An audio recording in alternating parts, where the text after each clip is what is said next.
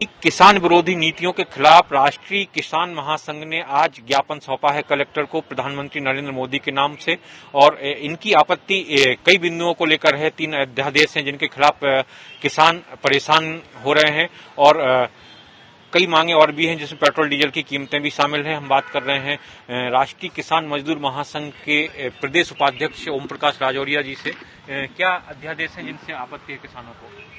Sir, 3 अध्यादेश अभी केंद्र सरकार ने लॉकडाउन के समय में जारी किए हैं।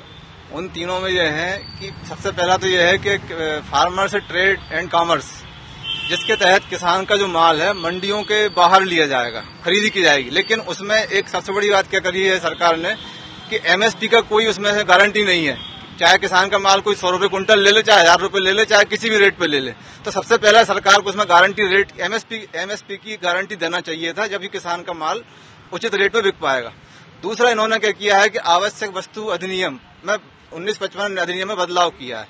उस बदलाव में इन्होंने जो भंडारण की जो सीमा थी उसको खत्म कर दिया। कोई कुछ भी कितना भी कर ले रख सकता है।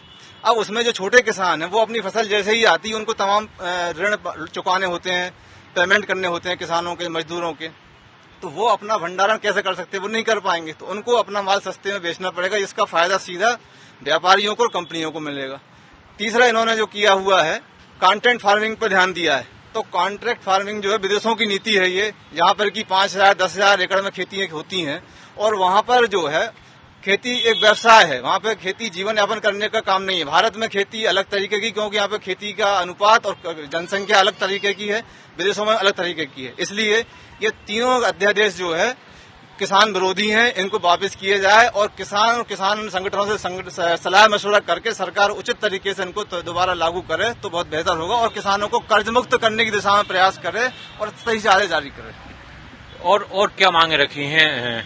इसके अलावा हमने जो है डीजल पे अचानक डीजल वृद्धि कर देने से किसानों को बहुत बड़ी जो नुकसान हुआ। उनके माल की ढुलाई, उनके खेत की बुआई जुताई पे बहुत ज्यादा असर पड़ा है।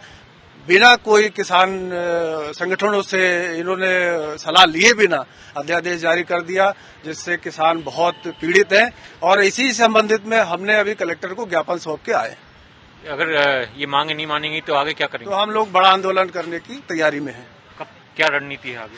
रणनीति फिर हम आगे बताएंगे। हमारी अगर मांगे नरेंद्र मोदी मान लेते हैं तो अच्छी बात है, और नहीं मानते तो हम एक बड़ा देशव्यापी हम आंदोलन करेंगे। ये जो आपका जो राष्ट्रीय किसान महासंघ बैनर है, इसमें कितने संगठन? 180 संगठन इसमें शामिल हैं पूरे देश भर में, और पूरे देश में आंदोलन चलेगा। ये अब किसानों ने पूरा देशव्यापी आंदोलन करने का मन बना लिया है।